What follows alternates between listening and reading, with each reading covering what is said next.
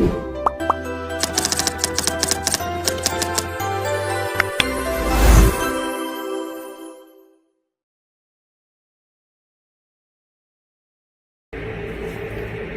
everyone, my name is Digdigan, and together with my groupmates, we are going to talk about gender and LGBTQIA studies. Now, in today's increasingly connected and socially conscious world, the discourse around gender and sexuality has moved beyond tolerance into a demand for genuine inclusion and equality. Acquiring gender and LGBTQIA studies is an academic yet deeply humane exploration of the identities, histories, and lived experiences of individuals whose sexual orientations and gender identities challenge traditional norms. Now take note that this study is not only about terms and definitions, it is about those people. Now in the Philippines, where family, religion, and tradition heavily shape societal values, LGBTQIA individuals often find themselves navigating a delicate balance between self-expression and societal acceptance. Now, despite visible strides such as pride marches, increased media representation, and growing public support, systemic issues like the absence of nationwide anti-discrimination laws and religious-based stigma still persist. Now, our report aims to hopefully dissect these realities while amplifying the voices often pushed to the margins through an examination of advocacy movements, key historical milestones, and social attitudes. Now, to fully understand the challenges and triumphs of the LGBTQIA community today, it is important to look back at how the movement began. From early advocacy efforts to historic events, each moment has played a role in pushing the movement forward. So now, first we are going to talk about the history of the gay rights movement, which will be reported by Mr. Credo. So the LGBTQIA+ rights movement has evolved through key milestones and activism, shaping legal and political and cultural perception. So in early advocacy, the movement's roots dates back to the early 20th century with the let's say establishment of Society for Human Rights in 1924 I mean, by Henry Kerber in Chicago, marking the first known US gay rights organization. The mid-20th century saw the rise of groups like Mati-Machine Society and Daughter of Belitis in 1950s and 1960s, advocating for visibility and civil rights. In the Philippines, LGBTQIA advocacy gained momentum in the 1990s with organizations like Babaylan and promoting the rights of sexual and gender minorities. So let's say example, the Daughter of Belitis, founded in 1955, was the first lesbian civil rights organization in the US, provided with support and education while challenging or dealing discrimination in employment and social settings. So moving on to the Stonewall riots in 1969, a police raid at the Stonewall INN in New York sparked riots, igniting the modern gay liberation movement. This led to groups like the Gay Liberation Front and the first Pride March in 1970. So in the Philippines, the first Pride March took place in Quezon City in 1994. So let's say example, transgender activist Vice and Negi played a key role in Stonewall riots and later founded the Street Transvite Action Revolutionaries, or STAR. STAR is a street activist or organization to support homeless LGBTQIA+ youth. So moving on to HIV/AIDS crisis in 1980s, the epidemic disproportionately affected gay men, so exposing systematic neglect. So activist group like ACT UP fought for healthcare and research. In the Philippines, the Positive Action Foundation raised awareness and push for better treatment and prevention strategies. So example, act ups in 1989, protests at the New York Stock Exchange pressured pharmaceutical companies to, let's say, lower drug prices, making it the HIV or AIDS treatment more affordable and accessible to anyone. So moving on to the global visibility and legal and political advances will be discussed by Mr. Poe. Good afternoon, everyone. My topic is legal and political advances and global visibility and representation. So, legal and political advances. Over time, the legal and political landscape for LGBTQIA plus individuals has gradually shifted. In 2001, the Anti-Discrimination Bill was introduced in the Philippines, a crucial step forward toward legal recognition and protection for LGBTQIA plus individuals. Although the bill has not yet passed, it has sparked ongoing discussion about the rights of LGBTQIA plus people. Globally, the 2015 ruling in Obergefell by the U.S. Supreme Court legalized same-sex marriage nationwide, marking a historic victory for LGBTQIA plus rights. This legal decision has since influenced global conversation on marriage equality and human rights. So, kini nag-topic nag-isgot kung giun sa pag-usab ang rules and policy aron mas protektahan og dagan og justice ang mga LGBTQIA plus nga tawo.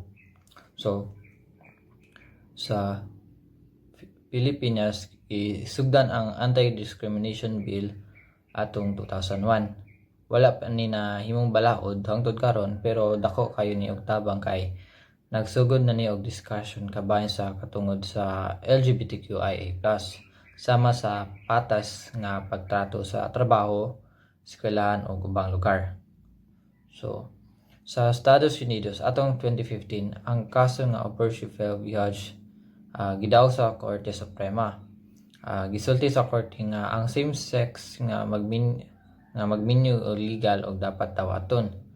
Kani nga decision dako og effect dili lang sa US kundi sa ubang nasud. So, pasabot nagpakita ni nga ang balaod makahata og protection og patas nga katungod sa mga LGBTQIA+. So, continue global visibility and representation. The 20th century has seen an increase in the visibility of LGBTQIA plus individuals, especially in media, entertainment, and politics. In 2011, the United Nations launched the Free and Equal campaign, advocating for equal treatment for LGBTQIA plus people. Globally, in the Philippines, the LGBTQIA plus community has gained more representation in the media, with prominent public figures coming out and using their platforms to advocate for LGBTQIA plus rights. The increasing representation of LGBTQIA plus individuals in entertainment and politics has helped to challenge long-standing stereotypes and improve social perceptions. So, kani nga topic pod is nagisgot kung unsa kadaghan karon ang LGBTQIA+ nga tawo na makita sa media, TV, entertainment o politics. So, ni atong 2011, ang United Nations nagsugod og Free and Equal campaign, usa ka program para ipakita nga ang tanang tawo apil ang LGBTQIA+ angay tratoon og batas. Sa Pilipinas, mas dagan na karon ang LGBTQIA+ nga makita sa television ug showbiz. Ang uban nila niangkon nga LGBTQIA+ plus sila ug nagamit sa ilang platform aron mo advocate sa ilang katungod. Tungod ani mas nakasabot ang mga tawo ug mas modawat na sa LGBTQIA+. Thank you. So, hello everyone, my name is Jason Joshua F. Divinagracia, and I will be reporting about the social attitudes towards the LGBTQIA plus individuals. So, despite the legal and political progress, social attitudes towards the LGBTQIA plus individuals remain shaped by various factors including stereotypes, religious beliefs, and cultural norms. These social attitudes continue to hinder the full acceptance and integration of LGBTQIA plus individuals in many parts of the world, particularly in countries like the Philippines. As we all know, the Philippines is like it's part of our culture that we tend to be conservative in a lot of things. We tend to be stagnant in understanding things, and in this way we it is fully integrated to us the conservative mindsets of our past generations, and so moving forward we tend to have the social attitudes that hinders the full acceptance of the LGBTQIA plus individuals. So here we have these social attitudes, and the first one is the stereotypes. So LGBTQIA plus individuals are often subjected to harmful stereotypes that limits their identity and contribution to social marginalization. For instance, gay men are frequently portrayed as effeminate, and lesbians are often depicted as masculine, which does not reflect the diversity of gender expression within the community. In the Philippines, the media tends to portray LGBTQIA plus characters in a narrow and stereotypical manner, which contributes to their marginalization and prevents the community from being viewed as fully integrated into society. Another stereotypical connotation that is common here in the Philippines is the use of gay as a negative remarks. Using gay to describe something negatively perpetuates to harmful stereotypes and reinforce negative attitudes towards the community. So we often hear statements like ang mahadlok bayot, or if someone is scared, it is tend to say bayuta uy when a man feels scared. So especially during our younger years. And so as time goes on, this often denotes toxic masculinity and a social prejudice towards the gay community. So as I said earlier, during our younger years, it is like fully integrated to us this like conservative mindset, and so we tend to have kanang we tend to see things instead of it being a normal thing in a society such as the gays or the LGBTQIA plus members. We tend to see it as a negative thing because of that conservative mindset that is put into us in our younger years.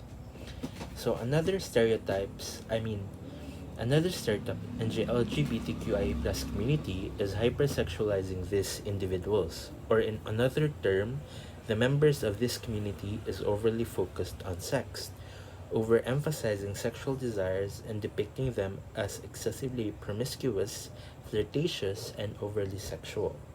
So these stereotypes are present and is integrated to our society up to today, hence why the LGBTQIA plus community is not fully accepted as a society. So next social attitude that hinders the full acceptance of LGBTQIA plus individuals is the relationship between religious and homosexuality.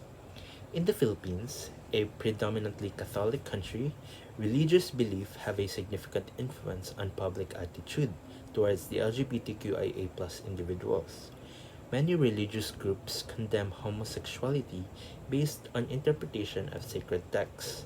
This has led to social stigma and discrimination, particularly in the religious communities. However, there has been a growing movement within some religious denominations that supports the inclusion of LGBTQIA plus individuals, recognizing the importance of embracing diversity and advocating for equal rights. So here I have some common religious that common religious and their stand in the or their stand against or with LGBTQIA plus individuals. So first is Christianity. Throughout the major Christian history, most Christian theologians and denominations have considered homosexual behavior as immoral or sinful. The Roman Catholic Church welcomes people attracted to the same sex while maintaining its teaching that homosexual relationships and acts are sinful. So, actually, this is very common here in the Philippines, especially here in our community as of today. It is the note that homosexuality is sinful, but they welcome LGBTQIA plus individuals in our community. One, I think, one thing that really is obvious is the way how the homosexuals are the one who tends to design the church or many program in the church, especially like for example the Flores de Mayo here in our community. I can see LGBTQIA plus individuals who are assigned in decorating the church for its upcoming events. So yeah. Next religion is Islam. Attitudes towards LGBTQIA plus people and their experiences in the Muslim world have been influenced by its religious, legal, social, political, and cultural history. Homosexual acts are forbidden in traditional Islamic jurisprudence, and they are liable to different punishment, including flogging, stoning, and the death penalty. But currently, fortunately, there are a lot of religions that have been open in the acceptance and tolerating the LGBTQIA plus individuals. Let's take, for example, the Judaism. So Judaism stands on LGBTQIA plus issues, is diverse and varies significantly between different movements and individuals. While Orthodox Judaism generally oppose same-sex marriage and relationships, Reform, Reconstructionist, and Conservative Judaism have largely accepted LGBTQIA plus individuals and practices, with some even supporting same-sex marriage and ordination of LGBTQIA plus priest. In simpler terms, religion strictly follows their teaching, morals, and principles, and as a Catholic dominant country, it really plays a huge part in how we view LGBTQIA plus community. Hello, my name is Regen Clavecillas, and I'm going to talk about the SOGI Equality Bill and the representation of media. The SOGI Equality Bill, which can also be called a Sexual Orientation and Gender Identity and Expression SOGI Equality Bill, is a proposed law in the Philippines aimed at prohibiting discrimination against individuals based on their SOGI or gender identity. It covers various sectors including employment, education, healthcare, and public services, ensuring that LGBTQIA+ individuals have equal rights and protection under the law. Of course, it has multiple challenges and opposition from different sides. So, example of it is despite having a strong advocacy from LGBTQIA+ organizations and allies, the bill has faced stiff opposition from religious groups and conservative lawmakers who argue that it contradicts their belief. Many claim that it may provide special rights to LGBTQIA+ individuals, even though the bill simply seeks to ensure equal treatment. A notable example of discrimination highlighting the bill's necessity is Bebe Gadang Hari, a transgender actress formerly known as Roslo Padilla, a brother of Robin Padilla. After coming out, she struggled to gain acceptance in the entertainment industry and was often ridiculed by the media. Stories like hers demonstrate the need for legal protections to preserve discrimination and ensure equal opportunities for LGBTQIA+ individuals. Another case is VJ Floresca, a transgender fashion designer who was denied entry into a certain club in Manila because she did not conform to their male dress code. This incident is one of the many showing how establishment imposed discriminatory policies against LGBTQIA plus individuals. So next we have this trans representation in media. So in this case, media plays a crucial role in shaping how LGBTQIA plus individuals are perceived in society in recent years. There has been a notable increase in LGBTQIA plus representation in Philippine media from TV shows to films and advertisement. However, the quality of representation remains mixed with many portrayals still reinforcing stereotypes. So here are some negative stereotypes. So first we have this many LGBTQIA characters in Filipino movies and television shows are often portrayed as comic relief, flamboyant or overly flamboyant, exaggerated, and loud personalities meant to entertain, and tragic personalities, LGBTQIA plus characters who face rejection, suffering, or even death as central theme of their stories. We also have the sexualized personas. Transgender women in particular are sometimes shown in hypersexualized roles. A well-known example is Vice Ganda, a comedian and TV host whose on-screen persona leans heavily on flamboyant humor.